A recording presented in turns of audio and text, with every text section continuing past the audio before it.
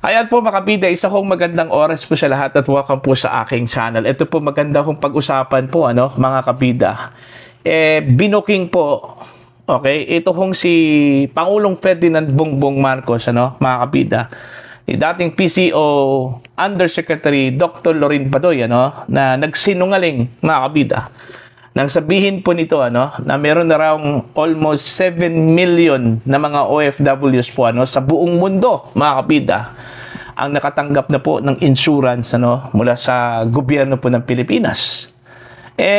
Paano naging almost 7 million? Sabi po ni Dr. Lorin Badoy, 2.14 million lang po ang total number of OFWs mga kabida sa buong mundo.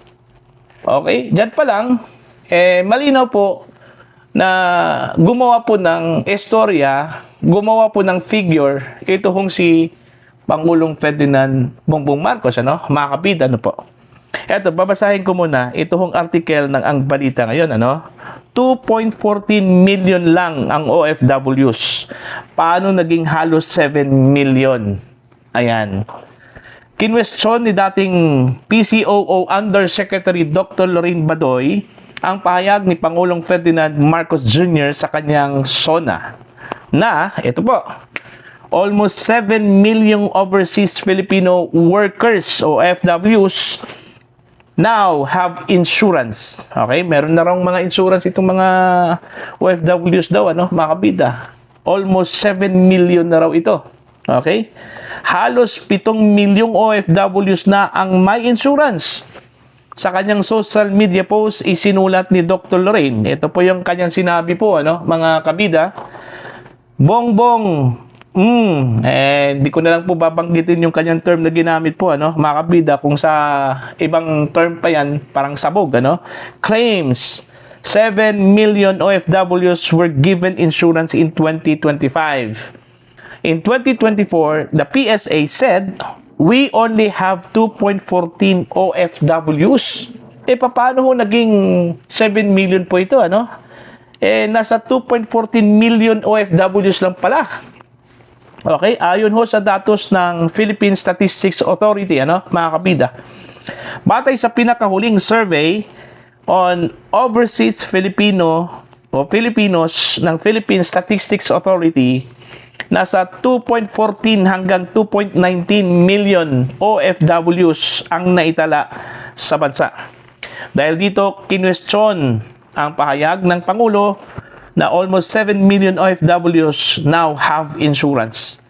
Sa kasalukuyan, wala pang pampublikong paliwanag mula sa Malacanang o sa Department of Migrant Workers kung anong datos ang pinagbabatayan ng binanggit na almost 7 million OFWs na may insurance. Ayon. Actually, ni-research ko to, mga kabida. Okay? Sa kabuuan po, speaking of Filipinos na naninirahan po sa iba't ibang bansa po sa buong mundo, mga kabida, including yung mga citizens na po, mga kabida. Ang ibig ko pong sabihin, yung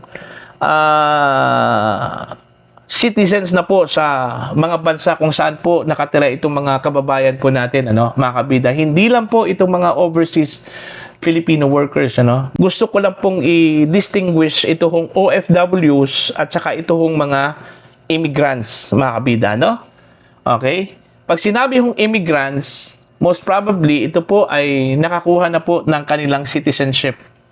Pag sinabi pong OFWs, okay, they are granted permits, okay, to work in different parts of the world, mga kabida.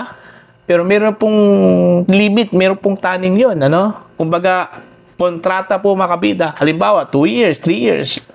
Tsaka uuwi naman po ito sa Pilipinas, mga kabida, po. Unlike dito sa mga immigrants, permanent, okay, mga kabida, na naninirahan na po sa ibang bansa, Okay, kaya nagtataka po si Dr. Lorin Badoy, saan po kinuha ni Pangulong Marcos itong figure na almost 7 million na insured na raw, mga kabida. Okay, most probably, yung insurance galing po ng Marcos administration po, mga kabida. Di ba? wag ho nating isali itong mga immigrants, ano, mga kabida, kasi yung mga immigrants po, may mga benepisyo na po na nakukuha po nila sa mga bansa kung saan sila po ay nakatira, ano, mga kabida. Okay? Kung ano man po ang natatanggap ng mga natural born citizens po ng mga bansa like Estados Unidos, ano, mga kabida, yung mga Amerikano po doon, yun din yung nakukuha po ng mga kababayan natin na meron na pong citizenship doon, ano, mga kabida. Okay? So, hindi na po kailangan ng insurance mula sa Pilipinas, ano? So, ang meron lang pong insurance dito, yung mga nagtatrabaho po ng mga Pilipino, contracted po, ano, mga kabida. Okay? Kaya nagtataka po si Dr. Lorin Badoy, paano ho nagkaroon po ng almost 7 million yung OFWs natin? Kung saan, kung pagbabatayan po natin yung statistics po, mga kabida, ng PSA, 2.14 hanggang 2.19 million lang po yung mga OFWs natin na meron pong insurance daw, ano, mga kabida, sabi po ni PBBM sa kanyang State of the Nation Address. Pinalobo ba ito ng Malacanang, mga kabida, para lang po to project na ganito na po kalawak po ang binigay na insurance ng gobyerno ni PBBM sa mga kababayan po natin na nagtatrabaho po, makabida, sa ibang bansa, ano? Para at least ang impression po, makabida, ng OFWs, hindi po sila pinabayaan po ng Marcos administration.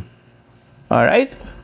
So, para sa akin, kung totoo man po ito na nagsisinungaling po ang Pangulo, ano, hindi po maganda to, mga kabida, no? Para bang pinalobo lang po yung numero, okay, para lang po malaki po ang impression, mga kabida, na ito na pala ang nagawa po ng Marcos administration. Umabot na po ng 7 million pala ng mga Pilipino na binigyan ng insurance. Which is, in truth and in fact, kung pagbabatayan po natin, mga kabida, yung datos na sinabi po ni Dr. Lorin Badoy mula sa PSA, nasa 2.14 hanggang 2.19 million lang po ng mga Pilipino, mga kabida, no? Okay? Isa itong, kumbaga, pagsisinungaling. Okay? Kumbaga, dinisib ng Pangulo ang mga Pilipino. Lalong-lalo na po, ito hong mga OFWs po natin, ano? Mga kabida, di ba? Lino po ito na dinisib po ng Pangulo ang mga OFWs. Kung totoo man po itong sinabi po ni Lorraine, ano? Kaya nga gusto ko pong malaman kung ano po ang source ni PBBM dito. Baka naman po meron pong nagpalubo po, mga kabida, ng figure na ito. At syempre naman, hindi naman po mismo ang Pangulo po ang nagsaliksik dyan, ano, mga kabida. Alright? Ang Pangulo, gumawa lang po yan ng script. Kasi sabi po ni Undersecretary Claire Castro, siya daw yung nagsulat. Pero yung mga data, mga kabida, sinusupply yan. Okay? Ng bawat ahensya po ng gobyerno sa Malacanang. Alright? Hindi po mismo yung Pangulo mismo ang pumunta ng mga departamento po, mga kabida, at kumuha po ng datos. Sinusupply lang po yan sa Pangulo. At yun yung ginamit po ng Pangulo sa kanyang pagsusulat po ng script ng kanyang speech po, ano, mga kabida. So, para sa akin, hindi ko pwedeng sisihin dito si PBBM kasi siya lang po yung nagbasa ho dito at nagsulat. Ang sisihin po natin dito, mga kabida, kung meron man pong nagpalubo po ng number na ito, yung nagbigay po sa kanya ng numero. Okay? In fairness naman po sa Pangulo, mga kabida, no? Okay? Katulad na lang po yung mga insidente po in the past, ano? Na meron pong nabanggit si Pangulong Marcos na hindi naman pala totoo, hindi natin pwedeng i-blame sa Pangulo yon. Although, meron po siyang editorial supervision, mga kabida, no? Kailangan mo nang i-check niya kung totoo ba itong mga datos na ito, mga kabida, na kanyang sinupply po sa kanya, no? Pero para sa akin, hindi na po ata yan binibigyan ng pansin po ng Pangulo kasi presume na po, ano, mga kabida, na lahat ng sinusupply sa kanya na mga datos, accurate yon. Kasi Pangulo yan ng Pilipinas, tapos bibigyan mo ng inaccurate na mga impormasyon at datos. Diba? So, presume tama yon, ano, mga kabida. So kung meron man pong pagkakamali sa figure, so most probably, ang culprit ho dito, yung nag-supply po ng datos. Okay, mga kabida. Hindi natin pwedeng i-blame lahat sa Pangulo. Okay? Na siya talaga yung nagsinungaling ho dito, mga kabida. Dahil, yun nga maliban po siguro kung mismo ang Pangulo ang gumawa po ng figure, I don't think so, Kasi PSA nang galing yung figure, So most probably, meron pong nagpalubo talaga sa figure na yan. Kung totoong 2.14 or 2.19, yung bilang po ng mga OFWs sa buong mundo, mga kabida, hindi ho almost 7 million po. Most probably, kung isali po natin yung mga immigrants, so abot talaga ng 10 million.